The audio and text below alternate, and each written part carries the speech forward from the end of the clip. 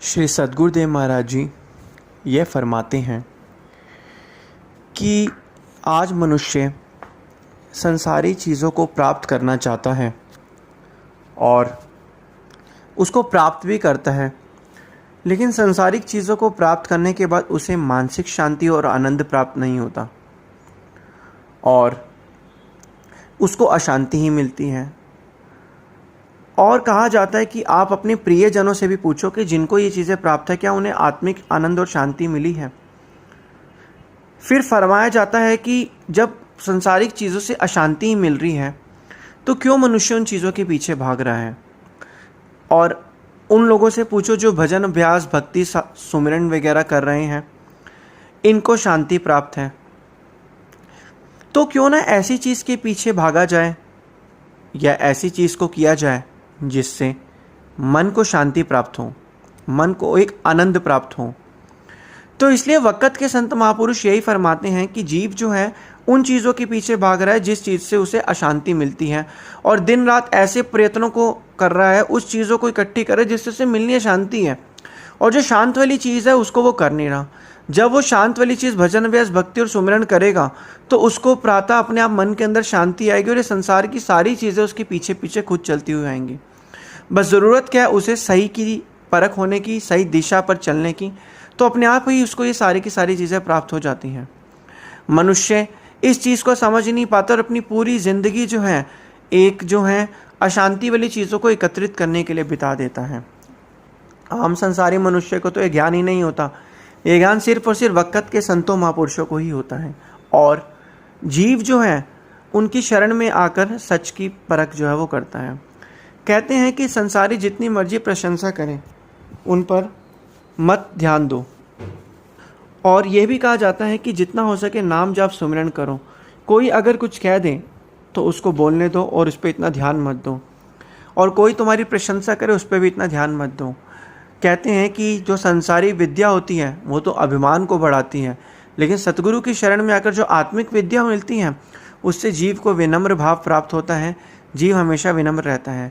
कहते हैं भैंसबाजी में कुछ नहीं रखा, असली समझदार तो वही है जो जानता है कि हार मान लेनी चाहिए।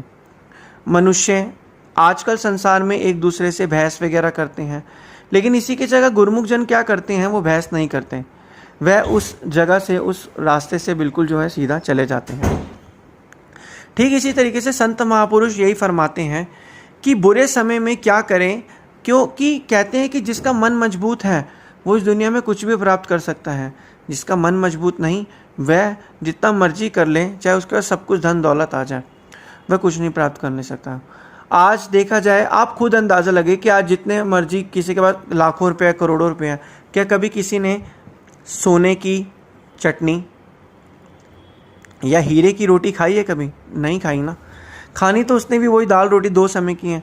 लेकिन कुछ मनुष्य ऐसे भी हैं, कुछ गुरुमुख जन ऐसे भी हैं जो सब कुछ होने के बाद भी अपने मन को एक साध के चलते हैं कि सांसारिक चीज़ें तो ज़रूरी तो है ही है इस संसार में निर्वाह करके, लेकिन लोग जो है अपने ध्यान को उसके अंदर फंसा चुके हैं, जो कि वो चीज़ गलत है। उस चक्कर में परेशान हो जाते हैं। कहते हैं कि अगर संसार में कभी लाभ हानि हो तो कभी भी इतना ध्यान मत दीजिए, नाम सुमिरन आराधन और गुरु घर की सेवा कीजिए। इनकी शक्ति से ये सभी चीज़ें कभी भी नहीं टिक पाएंगी आपके सामने। अब मनुष्य जब हानि हो जाती है तब इतना सोचने लग जाता है, लेकिन मनुष्य को तो ये सोचना चाहिए कि जब वो भजन अभ्यास भक्ति सेवा सुमिरन नहीं कर रहा तब उसको कितनी हानि हो रही है। वो मनुष्य नहीं सोचता। मनुष्य दिन भर दिन बेफालतू के ख्यालों को सोचता है। रोज़ ज़िंदगी उसकी बीत रही है कमाने में, बाहर जाने में, और तब भी उसका मन अशांत है। अशांत क्यों है? क्योंकि उसने सही तरीके से सही ढंग से जो है अपने आप को गुरु के समर्पित नहीं किया है।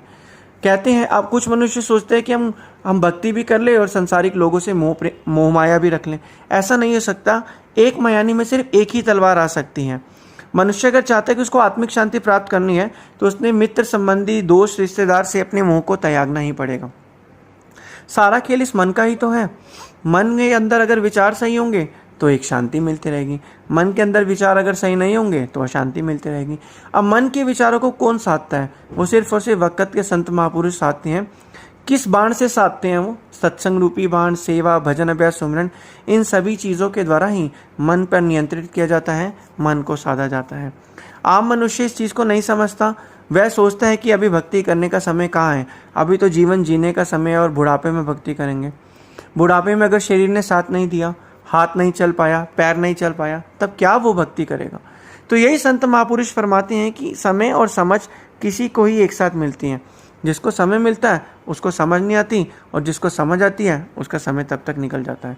संत महापुरुष यही फरमाते हैं कि नाम जप ले, नाम जप ले, यही एक वेला है, अंत में यही संगी साथी होगा, और परलोक का तोशा तू भी बना ले इसे।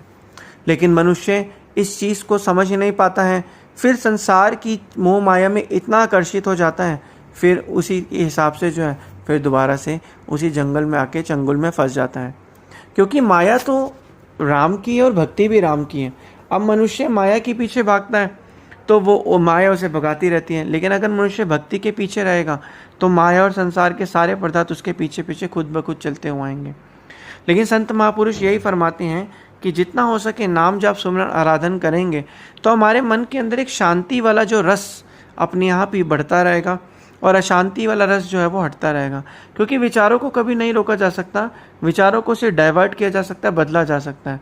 और संसारी लोग क्या करते हैं, कभी मन में कोई विचार आ रहा है उसको हटाने के लिए बाहर चले गए, कभी इधर चले गए, लेकिन वो विचार थोड़े समय बाद दोबारा आ जाता है। लेकिन गुरुमुख जन क्या करते हैं, उन विचारों को हटाने का वो एक माध्यम है भजन अभ्यास करना, सेवा करना, सुमरन करना, भक्ति करना।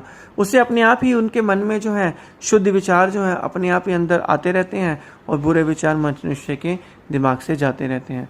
आम मनुष्य इस चीज़ को समझ जाता तो आज वो भक्ति परमार्थ में आगे होता, लेकिन मनुष्य ऐसा नहीं करता, जिससे वह हमेशा फंस जाता है। लेकिन हम जैसे और आप जैसे गुरुमुखों को यह समय और समझ एक साथ मिला है, वक़्त के साथ में संतों महापुरुषों की चरण शरण मिली है, और हमारे कर्म अच्छे थे जिससे हमें जो है श्री सद्गुरुदेव महाराज जी की चरण शरण प्राप्त हो रही है, ताकि हम अपने इस अनमोल मनुष्य तन को जो है सुख शांति और आनंद से व्यतीत कर पाएँ। आप खुद अनुभव करिए कि रोज़ जो है हम भजन अभ्यास करते हैं, नाम सुमरण भी करते हैं, या कुछ कभी नहीं भी करते हैं। जब नहीं करते तो हमारा मन कितना अशांत और परेशान रहता है। खुद अनुभव करिए, रोज़ एक ही शेड्यूल चलता जा रहा है, रोज एक ही चीज़ चलती जा रही है और हम रोज़ अशांत और परेशान हैं। तो क्या कभी इसका ये नहीं सोचा कि हम अशांत और परेशान क्यों हैं?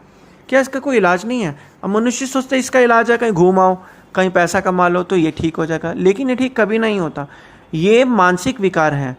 शारीरिक विकार तो डॉक्टर के पास जाके पैसा खर्चने से ठीक हो जाते हैं, लेकिन मानसिक विकार पैसा खर्च लो आप जितना मर्जी, कभी नहीं ठीक हो पाएंगे।